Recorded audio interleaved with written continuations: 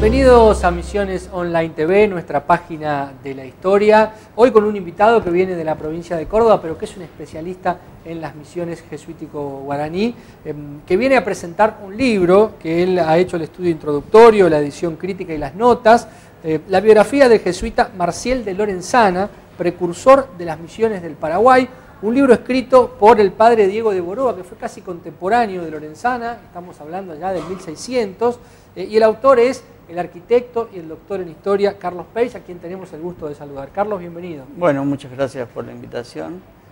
Y bueno, acá estamos en Posadas cumpliendo una serie de...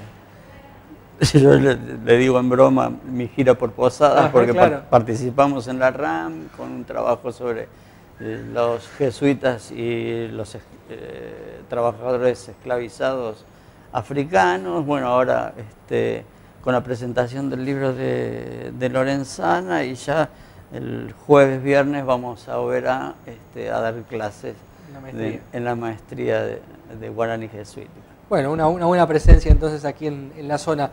¿Qué es esto de la biografía del jesuita Marciel de Lorenzana? ¿Quién fue Marciel como para ser considerado, por lo menos desde el título, un precursor de las misiones del Paraguay? Bueno,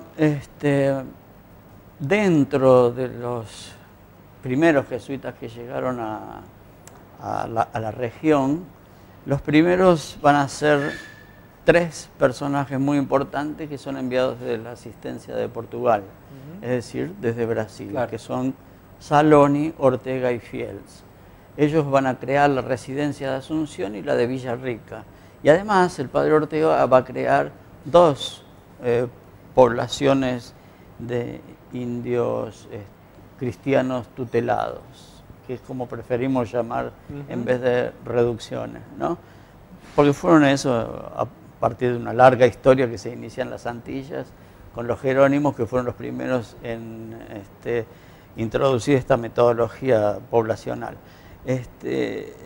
Y Saloni va a ser quien le enseña a Lorenzana la cultura guaraní y el lenguaje, porque justamente Lorenzana con Barzana van a ser los primeros jesuitas que llegan desde la asistencia del Perú, de España, a través de la provincia del Perú. Son los primeros. Esto mucho antes que se creara la provincia jesuítica.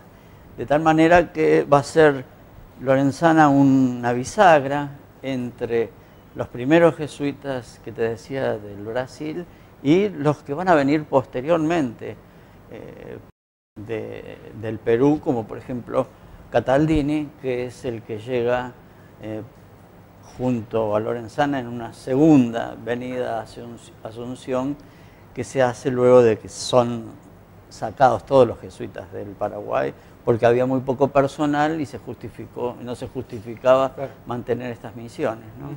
Claro, y Lorenzana va a participar de las primeras fundaciones de pueblos. Claro, cuando llega el padre Diego de Torres en 1609 a Asunción y por recomendación de Hernanda Arias y del mismo obispo, es el que van a promover la fundación de reducciones, fundamentalmente en el Guairá, claro, porque ya estaba la experiencia de los padres del Brasil, que habían trabajado mucho la zona. Entonces, y así es como divide a Lorenzana, lo manda al Paraná, y a Cataldini, que ya estaba antes de llegar el padre Diego de Torres, los manda al Guairá. Y bueno, y así se inicia esta serie de fundaciones que van a tener, bueno, toda una historia muy particular, sobre todo las del Guairá, que terminan, bueno, siendo todos expulsados por los bandeirantes. Claro. Qué interesante también esto, la figura de Diego de Boroba, ¿no? Y esta vocación por escribir y describir a sus compañeros de... Bueno, es parte del género biográfico, claro, que van a trabajar los jesuitas de forma bastante intensa, no solo acá, en todo el mundo. Claro. Imagínate que era una orden nueva, que no tenía historia, pero tenía que mostrarse al mundo. Conciencia de la historia, ¿no? Sí, de la historicidad de los como hechos. no tenían, claro, como no tenían mucha historia, era importante mostrar lo que hacían sus misioneros Claro. en distintas partes del mundo. Ellos se extendieron desde Oriente, sabemos, hasta Occidente, de América, todo, y cómo la vida de las virtudes de estos misioneros debía ser destacada y dada a conocer a jesuitas europeos, para que eso sirviera de modelo de vida, de cómo consagraban su vida hacia el otro, es decir, hacia, en este caso, los infieles o los guaraníes, ¿no? Claro.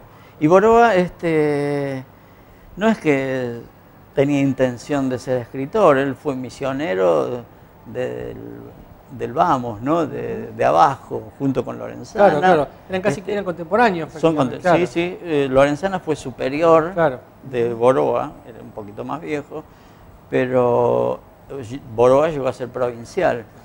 Y se dedicó a escribir en forma, yo creo que, pues no se dice en ningún lado, como de hobby, biografías, pero no sé si tanto así, porque eran sus amigos de los claro, que escribió. Escribió sobre Roque González, sobre Diego de Alfaro, que era el hijo de Francisco de Alfaro, escribió sobre de Aragona, pero el principal libro es el de Lorenzana, y todo se mantuvo inédito. Y nosotros desde el CIEC, que es una dependencia del CONICET, tenemos un programa que se llama Antiguos Jesuitas en Iberoamérica, donde dijimos, bueno, vamos a rescatar toda la obra de Lorenzana, y publicamos todo, el grupo, incluso una autobiografía, perdón, de Lorenzana, de Boroa. De Boroa, claro. Incluso una autobiografía de Boroa, que encontramos también en una suerte de dispersión de documentos que se encuentran por el mundo. Es decir, este preciso del Marcial de Lorenzana se encuentra en el archivo de los jesuitas de Roma, pero también hay otras obras de Boroa que están tanto en Loyola como en Alcalá de Henares, es decir, en distintos archivos que se dispersaron después de la expulsión. Claro, claro. Carlos, ¿por qué en Córdoba? Digo, uno piensa en jesuitas y siempre piensa en misiones, más los misioneros. Creemos que los jesuitas solo estuvieron acá, pero en realidad Córdoba también fue un centro jesuita muy importante. Por eso digo estos estudios allí en Córdoba donde vos trabajás. Sí, nosotros empezamos, mi primera profesión es arquitecto, sí. Después estudié historia y me doctoré en historia. Y lo primero que escribí fue sobre la manzana jesuítica. Escribía sobre el siglo XIX, claro, sobre la arquitectura del siglo XIX, y me llamaba la atención el edificio de la universidad. Y yo escribí, sí, sobre el siglo XIX, pero ¿qué pasaba para atrás? Claro. Y me puse a investigar y comencé estudiando los jesuitas. Escribí sobre las estancias jesuíticas, participé, fui el autor del dossier que se presentó para la Declaración de Patrimonio de la Humanidad de las estancias jesuíticas. Y bueno, y después me fui inclinando más hacia las personas que hacia los edificios. Y ahí, bueno, aparecen temas, ¿no? Los jesuitas no son solamente los monumentos históricos, ni una pila de ladrillos convertidas en ruinas arqueológicas, es mucho más que eso. Claro. Existen las personas y hechos, personas como Lorenzana, hechos como la expulsión, de ahí que también escribí un libro sobre la expulsión de los jesuitas, pero ya no desde el punto de vista de las temporalidades, como hacía Meder, es decir, valorizando o cuantificando los bienes, sino en los relatos de los exiliados, ¿no? Es decir, los textos de lo que sentían esas personas que habían sido provocadas hacia el exilio, ¿no? ¿Y cómo estamos en la actualidad en lo que son los estudios sobre las misiones jesuíticas? Bueno, vos venís a participar como docente y como jurado de la maestría en cultura jesuítico-guaraní en Oberá, que está permitiendo que una serie de profesionales de las ciencias sociales nos formemos en las temáticas culturales. Digo, ¿cómo estamos en el estudio, en la difusión de estas temáticas desde la historiografía? Yo creo que muy bien. Se hacen cada 2 años congresos sobre jesuitas sobre las misiones jesuíticas. El próximo va a ser el año que viene en Porto Alegre, en la Unicinos, está cerca de Porto Alegre. Los brasileños estudian mucho, claro, nuestros jesuitas de aquí. Hay mucha participación en esos congresos, muchísima. E incluso, bueno, y la maestría también. Yo participo en la maestría desde el primer día. Recuerdo el primer día que llegué a Oberá, que eran las 7 o 6 de la mañana y me esperaba asustar, sí, en la terminal de ómnibus de Oberá, y ahí comenzó una relación con Oberá muy interesante, porque cada vez fueron más alumnos. La última clase que vine, creo que era del corte anterior, eran muchísimos alumnos, no podía creer, muchísimos, no solamente de provincia de Misiones, sino claro, brasileños, de muchos lugares. Y bueno, siempre hay mucho interés por este tema que no se agota, porque a veces también los historiadores creen que, bueno, Furlong se escribió todo, claro, no, y en realidad dejó millones de puertas abiertas para seguir investigando. Claro. Esto es una prueba, ¿viste? Claro. ¿Quién se puede imaginar que aparece un libro así? Exacto. Y te puedo asegurar que van a aparecer y a partir de este libro se pueden abrir otras hasta puertas. Una novela, claro, claro. Eso.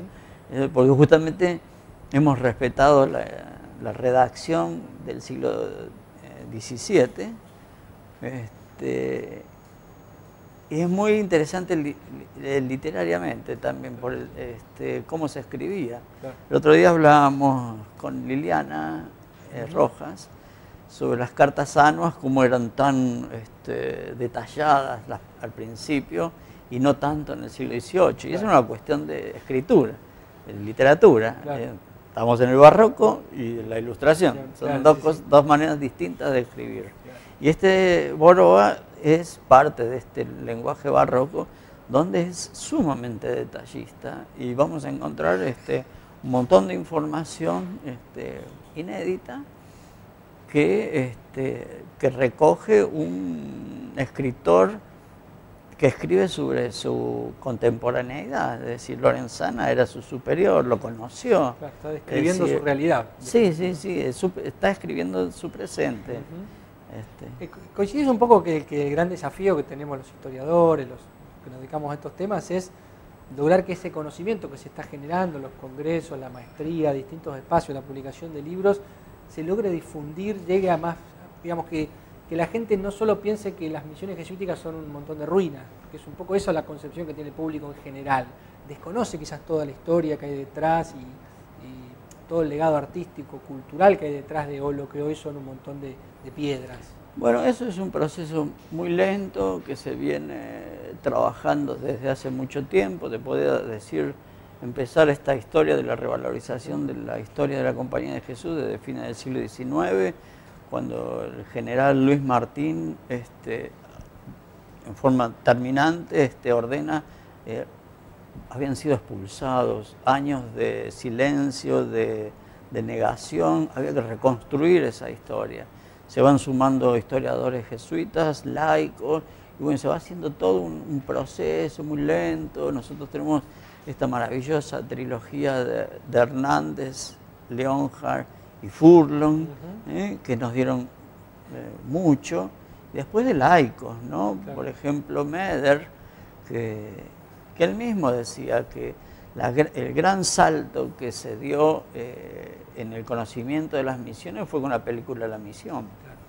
Ese fue el gran salto internacional, digamos, que se conoció algo que los norteamericanos que hicieron esa película, bueno, yo me imagino cuando leyeron el guión, y bueno, hoy hasta la actualidad es una película extraordinaria, artísticamente, ¿no es cierto? A lo mejor tiene sus cosas históricas, obvio, pero siempre pensemos que el cine es un arte, claro, sobre todas las tiene cosas, ciertas libertades, ¿no? Para contar. Claro, y lo que importa es lo que te llega al final de esa película, y eso fue un paso muy importante, y lo decía Meder, bueno, palabras mayores. Carlos, muchísimas gracias. Vamos a estar acompañando la presentación que va a ser el miércoles en el Museo Aníbal Cambas. allí a las 19 horas se va a estar presentando esta biografía de Marcial de Lorenzana. Muchas gracias. Bueno, gracias a vos por invitarme. Esta fue otra página de la historia, aquí en Misiones Online TV.